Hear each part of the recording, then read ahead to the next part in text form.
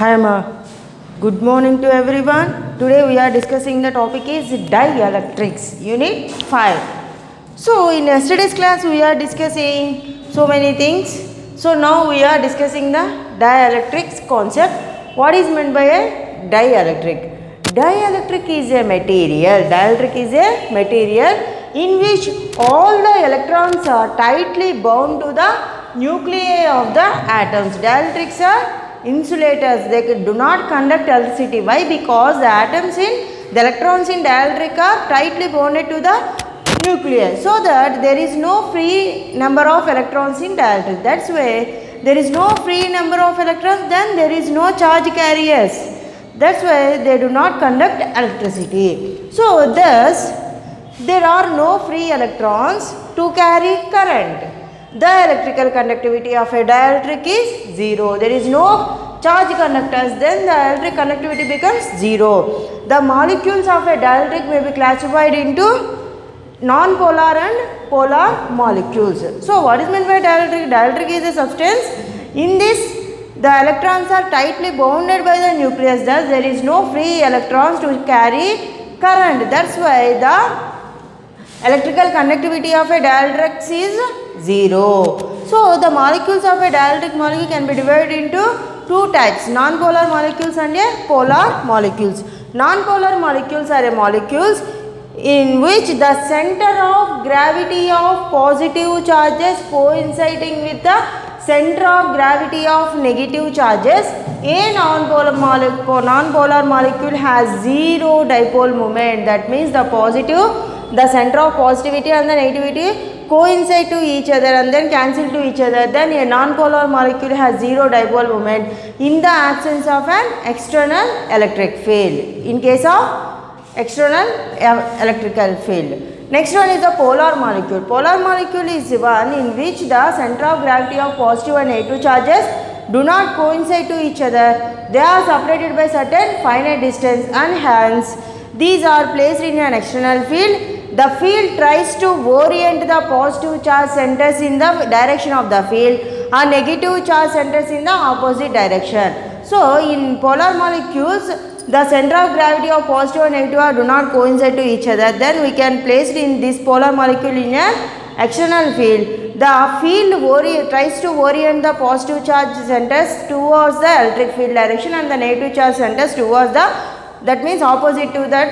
direction. So the polar molecule is an electrical dipole moment and has a permanent dipole momentum. So they are separated by certain finite distance, then there is certain dipole momentum.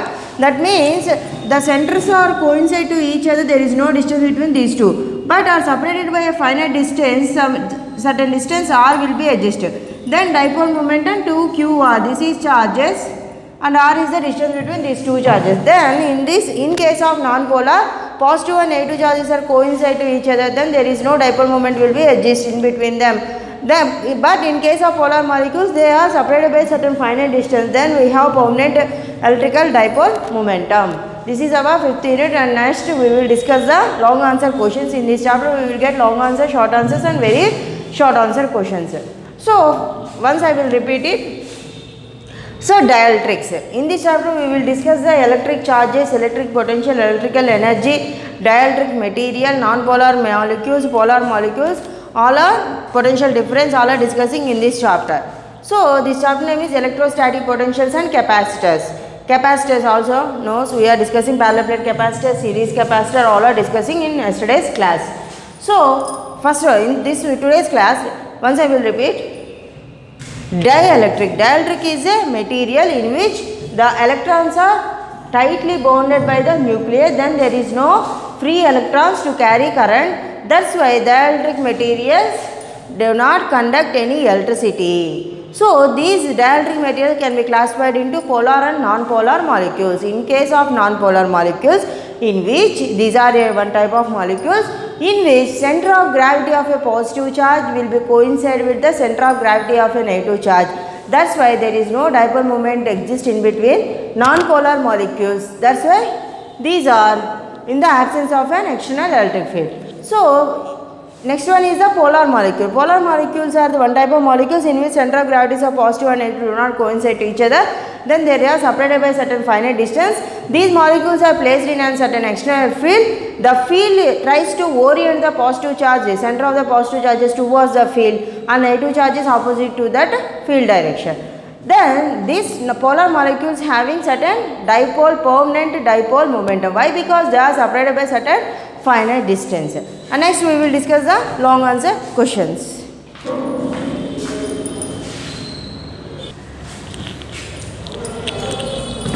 So next we are discussing the long answer question. Explain series and parallel combination of capacitors. Explain series and parallel combination of capacitors. Derive the formula for equivalent capacitance in each combination. So first we are discussing what about parallel combination and series combination in capacitance, and derive the equivalent capacitance in parallel combination and series combination. Now first we will discussing the series combination. The capacitors are connected in series combination. See figure A, from figure A we are observing this is the voltage V, and these C1, C2, C3 and so on Cn, all are N capacitors, all are N capacitors. In this the voltage V and I is the current flowing in the circuit. This type of connection is nothing but a series combination. The capacitors are connected in a series. So in series combination the current I is same in overall the circuit, but the voltage will be divided, that is V1, V2, V3 and so on Vn. So consider a capacitor circuit with n number of capacitors C1, C2, C3 and so on Cn connected in series across an alternating voltage V as shown in the figure A. Let I be the current flowing through the circuit. Now the current flowing through series connected element is same. Current is same in overall any voltage or capacitors. The voltages across the capacitance assuming initial capacitor voltages to be 0 and can be given by, so the voltages can be written in the form of in individual capacitances. V1, first capacitor voltage, the voltage of first capacitor C1 is V1. V1 equal to capacitance, what is the capacitance C1? So 1 by C1 into integral I dt, I by C, voltage V equal to I by C in case of capacitors. V1 equal to 1 by C1 integral I dt, I is same for overall the circuit. Then V2 equal to 1 by C2 integral I dt and V3 equal to 1 by V3 integral I dt and so on. Vn equal to 1 by Cn integral I dt. Everyone knows Kirchhoff voltage law and Kirchhoff current laws.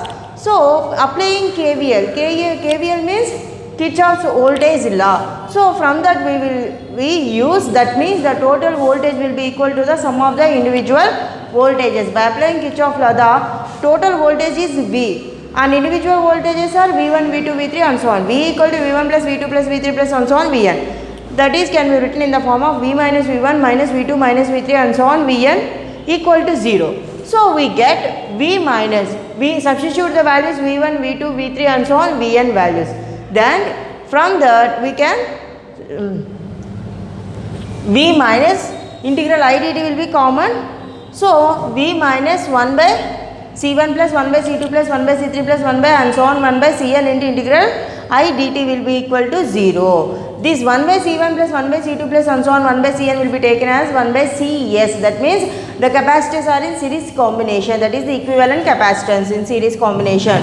So V minus this one 1 by Cs into integral I dt equal to 0. From that we will write V equal to 1 by Cs into integral I dt. So from by using this equation we can draw the simple circuit, that means the voltage V and current I and the capacitor Cs. So this is the voltage V and the Cs. Cs means the serial combination of the capacitors are arranged and that combination will be taken as Cs and the current I is flowing in that circuit. Hence Cs is the equivalent capacitance of the series circuit. Therefore 1 by Cs will be equal to 1 by C1 plus 1 by C2 plus and so on 1 by Cn. In case of series combination, the capacitance will be considered 1 by Cs equal to 1 by C1 plus 1 by C2 plus and so on 1 by Cn. This is the series combination. Next we will discuss the parallel combination.